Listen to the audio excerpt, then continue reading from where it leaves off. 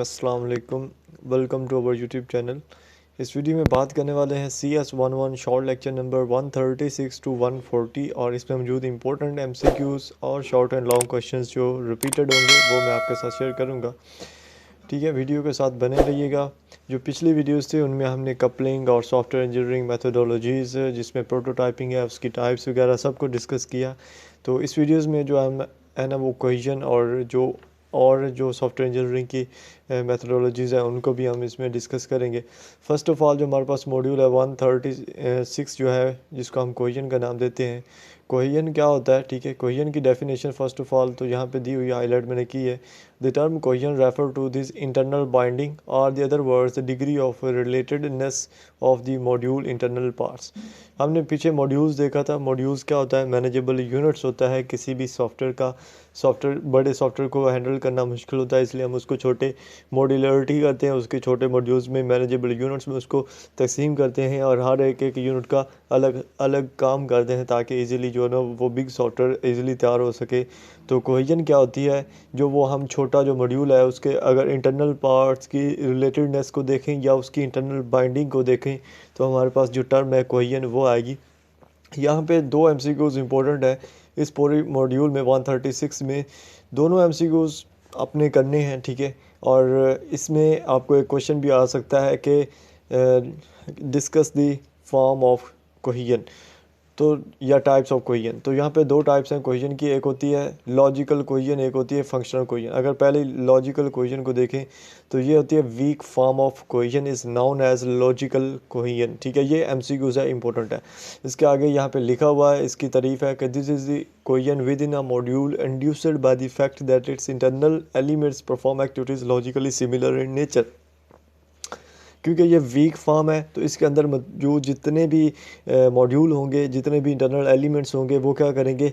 Similar activities जो होंगी उनको परफॉर्म करेंगे। और अगर हम फंक्शनल कोहेजन की बात करें तो ये स्ट्रॉन्ग फॉर्म ऑफ कोहेजन होती है जिसको हम फंक्शनल कोहेजन का नाम देते हैं, ठीक है।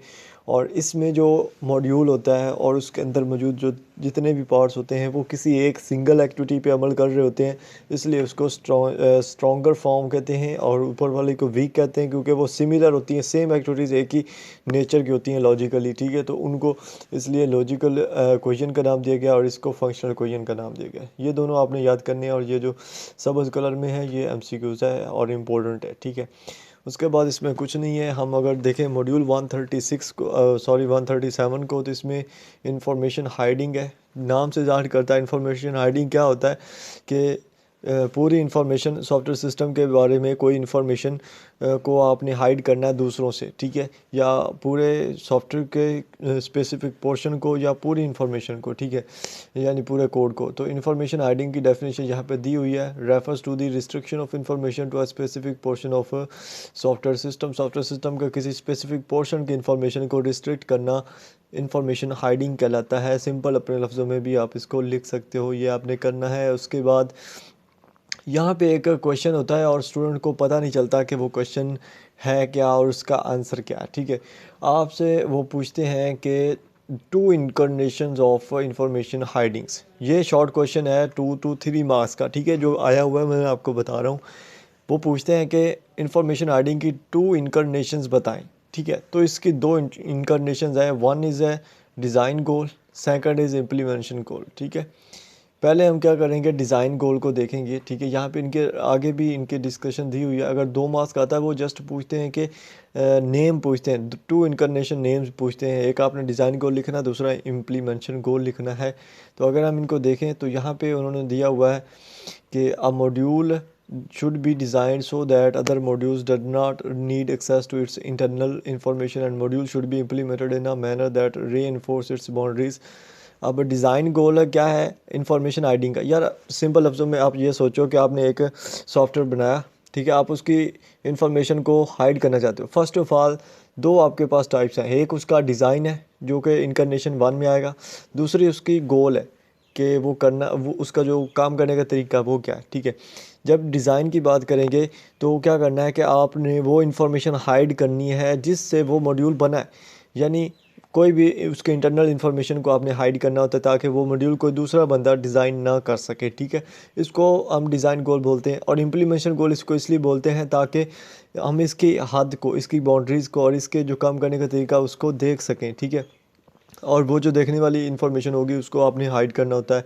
और यहाँ पे एग्जांपल दी हुई है दोनों की एक एक। पहले एग्जांपल अगर हम देखें, हमारे पास जो है ना वो डिज़ाइन गोल की एग्जांपल दी हुई है ऑफ मैक्सिमाइजिंग कोहेजन और मिनिमाइजिंग कपलिंग, ठीक है। मैक्सिमाइजिंग कोहेजन हो जानी या मिनिमाइजिंग कपलिंग जो इसकी एग्जांपल में आता है। और अगर हम डिज़ाइन और इम्प्लीमेंटेशन गोल की देखें तो इसमें है latter involve the use of local variables applying encapsulation and use well defined control structures. तो ये इनकी एग्जांपल है, ठीक है। ये आपने 4 लाइन से अच्छे से कर लेनी, ठीक है। मेन चीज़ ये है कि आपको इन दोनों के नेम लाजमी आते हो कि इन्फॉर्मेशन आइडेंटिटी की 2 इनकंडीशंस जो है वो कौन सी हैं, ठीक है। उसके बाद हमारे पास है कि ब्लॉक बॉक्स जो होता है whose inferior structures can be ignored by user. Block box होता है नाम से जाहिर करता है कि ऐसा टूल, ऐसा स्ट्रक्चर या ऐसा अमल जिसमें जो आपने की इन्फॉर्मेशन थी, जो सॉफ्टवेयर के बारे में इंफॉर्मेशन है, वो जो उस सॉफ्टवेयर को बंदा यूज़ कर रहा है उसको ना पता हो। लाइक हमारे पास व्हाट्सएप है तो हमें व्हाट्सएप का जो फीचर्स हैं, जो पब्लिकली फ़ीचर है वो हमें पता है, ठीक है। जो उन्होंने ब्लॉक बॉक्स में रखे हैं वो हमें नहीं पता। ब्लॉक बॉक्स में कौन से हैं, वो ये हैं कि हम किसी की व्हाट्सएप को मतलब अपने फ़ोन पे उसकी इन्फॉर्मेशन के बगैर चला सकें, या हम जो व्हाट्सएप है उसके कोड को देख सकें, जो इंटरनल उसका कोड बना हुआ, ठीक है, जिससे वो रन हो रही है। तो ये चीज़ें होती है ब्लॉक बॉक्स में आती हैं, ठीक है। उसके बाद इसमें कुछ नहीं है। मॉड्यूल 138 की बात करें तो इसमें कंपोनेंट्स की बात आ जाती है। ये ना हम शुरू से हमने किया था सॉफ्टवेयर लाइफ साइकिल से। हम सॉफ्टवेयर के अंदर अंदर और उसके अंदर जाते जा रहे हैं, ठीक है, जैसे जैसे लेक्चर्स आगे जा रहे हैं। तो यहाँ पे कंपोनेंट्स आ जाते हैं। कंपोनेंट्स में आपसे एक सवाल पूछा जाता है कि ऑब्जेक्ट ओरिएंटेड प्रोग्रामिंग लैंग्वेजेस कौन सी हैं। तो इसमें आपके पास जो जवाब है वो है C++, Java and C hash. ये है ऑब्जेक्ट ओरिएंटेड प्रोग्रामिंग लैंग्वेजेस, ठीक है। उसके बाद है कि C++ जो है वो किसके साथ एसोसिएटेड होती है, तो वो C++ स्टैंडर्ड टेम्पलेट लाइब्रेरी के साथ एसोसिएटेड होती है। इसी तरह जो जावा प्रोग्रामिंग होती है ये किसके साथ एसोसिएटेड होती है, ये एप्लीकेशन प्रोग्राम इंटरफेस API जो है ना उसके साथ एसोसिएटेड होती है। और C हैश जो है वो .NET फ्रेमवर्क क्लास लाइब्रेरी उसके साथ एसोसिएटेड होती है। तो इनको आपने देखना है, ठीक है। उसके बाद कंपोनेंट क्या होता है, कंपोनेंट की डेफिनेशन यहाँ पे आपको मिलेगी। Component which is by definition are reusable unit of a software.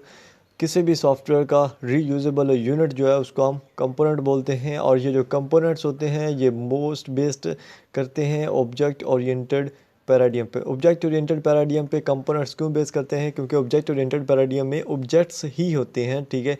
तो कंपोनेंट्स भी ऑब्जेक्ट्स ही हैं, रीयूजेबल यूनिट्स हैं, तो ये इसके ऊपर बेस करते हैं, ठीक है। ये चीज़ होगी। उसके बाद आपने करना है जी, यहाँ पे हाईलाइटेड है research and the development and use of component has led to the emerging field known as component architecture. Component architecture क्या होता है कि जिसमें हम सॉफ्टवेयर इंजीनियरिंग के लिए जो ना वो कंपोनेंट क्या करते हैं, क्रिएट करते हैं। In which traditional role of programmer is replaced by component assembler. अगर कंपोनेंट आर्किटेक्चर की बात करें तो इसमें जो हमारे पास पीछे हमारे पास प्रोग्रामर था उसका यहाँ पे आके रूल जो होता है वो कंपोनेंट असेंबलर के तौर पर होता है, ठीक है।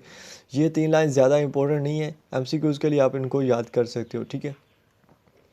उसके बाद हमारे पास यहाँ पे है फेसबुक के बारे में दिया हुआ है कि a well known social networking system when executed on a smartphone में use the components of contact applications to add all the Facebook friend as contacts. ये हमारे पास जो हमने अभी देखा कंपोनेंट्स का कॉन्सेप्ट, तो उस इससे रिलेटेड ये हमारे पास उसकी एग्जांपल है कि अगर हम फेसबुक मोबाइल में यूज़ करते हैं तो जो हमारे कॉन्टैक्ट्स में जितने भी कॉन्टैक्ट्स होते हैं ये उनके कंपोनेंट्स को फेसबुक के साथ मैच करता है और हमें कहता है कि ये आपके जो है ना वो मोबाइल में ऑलरेडी आपके कॉन्टैक्ट में है, तो इनको आप एज अ फ्रेंड जो है ना वो ऐड कर लें, ठीक है। ये होती है कंपोनेंट्स की बात।